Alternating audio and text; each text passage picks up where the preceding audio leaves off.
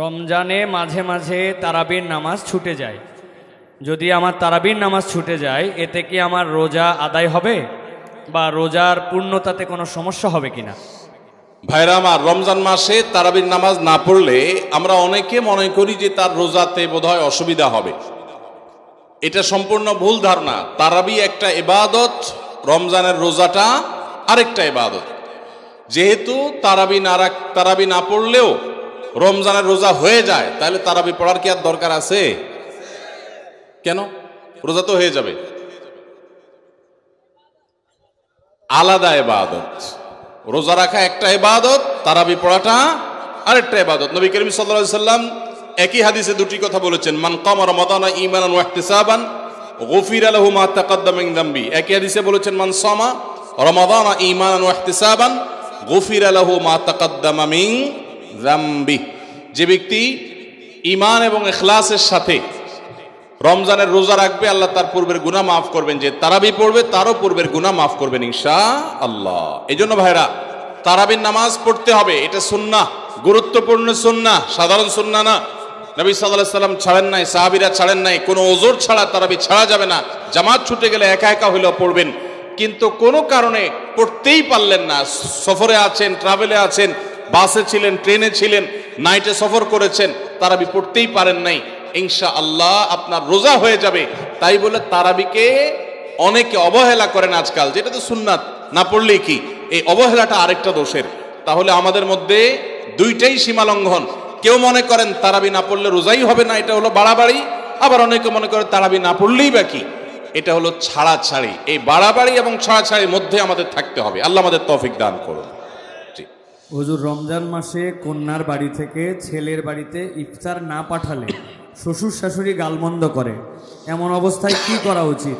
কন্যার বাড়িতে কি ইফতার পাঠানো উচিত? আপনার কাছে জানতে চাই।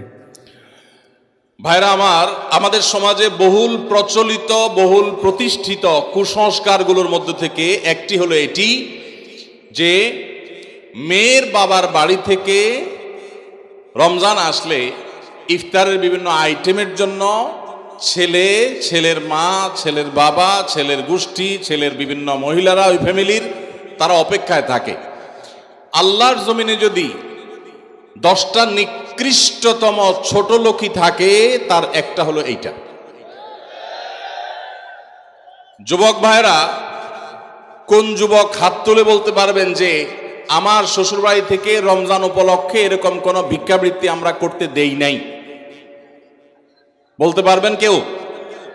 দেখি কার কার বুকে পাটা বলা আছে, হাত তোলেন। হয় নাই যাদের। বাবাজি, আপনি হাত তুলছেন, আপনাদের আমল তো এগুলো ছিলই না। আপনি হুদাই ক্রেডিট নিচ্ছেন কেন? এগুলো তো নতুন, আমাদের দেশে নতুন ফিতনা শুরু হয়েছে। এই দাঁড়িয়ালা ভাই, আপনি হাত তুলছেন কি বুঝা? বলেন বলেন, কি বুঝে হাত তুললেন? আপনার শ্বশুরবাড়ি থেকে ইফতার আসে নাই? হ্যাঁ, আসে নাই? বিয়ে করছেন? হ্যাঁ, বিয়ে করছেন, শ্বশুরবাড়ি থেকে ইফতার আসে নাই? গরিব তারা, মানে কারণ কি? ভাইয়েরা আমার, এদেশ থেকে যৌতুককে ওলামায়ে কেরাম মিম্বর থেকে, মাহফিলের মঞ্চ থেকে ঝেঁটিয়ে বিদায় করেছেন, আলহামদুলিল্লাহ। যৌতুকের অভিশাপ থেকে এদেশকে মুক্ত করেছেন ওলামায়ে কেরাম। এক চেটিয়া অবদান এদেশের ওলামায়ে কেরামের এই কাজটা।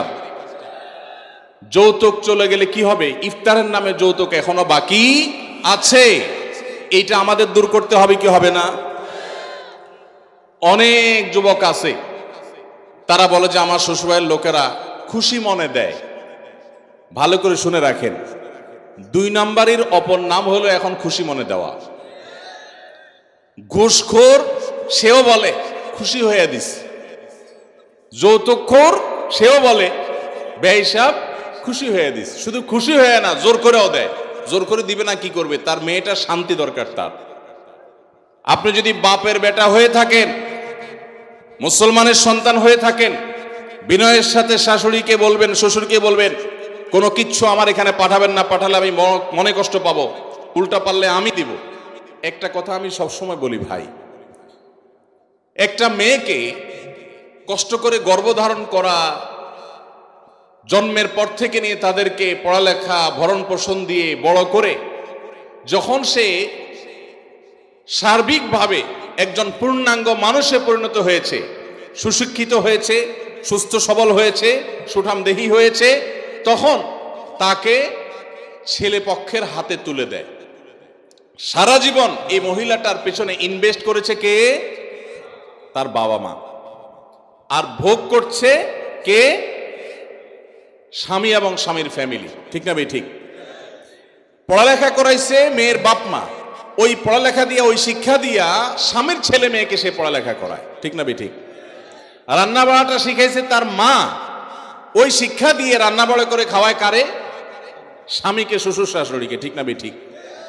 তাহলে উচিত হলো ছেলে পক্ষের মেয়ে পক্ষকে এটা বলা, বেহিসাবকে বলবে, ছেলের বাবা মেয়ের বাবাকে বলবে, বাবাজি বা ভাই, আপনার মেয়ে তাকে মানুষ করতে যত টাকা পয়সা লাগছে তার সব কিছু আমি দিতে চাই। এরপরও তো কোনো মানুষ কেনা যায় না, এটা কেনার জন্য দেওয়া না, অন্তত কৃতজ্ঞতা আদায়ের জন্য দেওয়া, এটা বলা দরকার ছিল। সেটা না করে উল্টা আস্ত একটা মেয়ে দিয়ে দিল, তার সাথে আবার আপনি যৌতুক আশা করছেন। আপনার চাইতে বড় ছোট লোক আল্লাহর জমিনে আর হতে। এই সমস্ত ভিখারীদেরকে ধরে ধরে আস-সুন্নাহ ফাউন্ডেশন ইফতার প্রজেক্টের জন্য পাঠায় দিবেন। আপনাদের এই মাঠেও ইফতার বিতরণ হয়, যাদের শ্বশুর বাড়ি থেকে ইফতারের দরকার হয় এদের সবাইকে আমাদের ওখানে পাঠায় দিবেন। কথা বুঝে আসছে? এখন এরপর থেকে হুদাই যায় আমাদের ওখানে সিরিয়াল ধরবে। সিরিয়াল ধরলে সবাই ইফতার পাবে।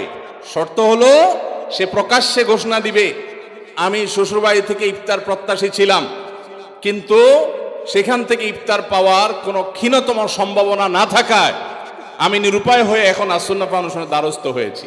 এইটা যদি আপনি ঘোষণা দিতে পারেন আমাদের দিতে কোনো অসুবিধা নেই ইনশাআল্লাহ। ভাইরা আমার, এই কুসংস্কার আমরা দূর করবো তো ইনশাআল্লাহ। খুশি মনে বলতে কোনো কিচ্ছু নাই। খবরদার, মেয়ে পক্ষ যদি ইফতার পাঠায় ছেলে পক্ষ পাঠায় না কেন? মেয়ে পক্ষ যদি 2 আনা পাঠায় ছেলে পক্ষ 4 আনা পাঠানো উচিত। অনেক মহিলারা আছে ফ্যামিলির, তারা খোঁচাখুচি করে বৌমাকে। আল্লাহ আমাদের এই কুসংস্কার থেকে মুক্ত থাকার তৌফিক দান করুন। এই সমস্ত ভিখারীদেরকে ধরে ধরে আস-সুন্নাহ ফাউন্ডেশন ইফতার প্রজেক্টের জন্য পাঠায় দিবেন। আপনাদের এই মাঠেও ইফতার বিতরণ হয়, যাদের শ্বশুর বাড়ি থেকে ইফতারের দরকার হয় এদের সবাইকে আমাদের ওখানে পাঠায় দিবেন। কথা বুঝে আসছে? এখন এরপর থেকে হুদাই যায় আমাদের ওখানে সিরিয়াল ধরবে। সিরিয়াল ধরলে সবাই ইফতার পাবে। শর্ত হলো সে প্রকাশ্যে ঘোষণা দিবে, আমি শ্বশুর বাড়ি থেকে ইফতার প্রত্যাশী ছিলাম, কিন্তু সেখান থেকে ইফতার পাওয়ার কোনো ক্ষীণতম সম্ভাবনা না থাকায় আমি নিরুপায় হয়ে এখন আস-সুন্নাহ ফাউন্ডেশনের দ্বারস্থ হয়েছি।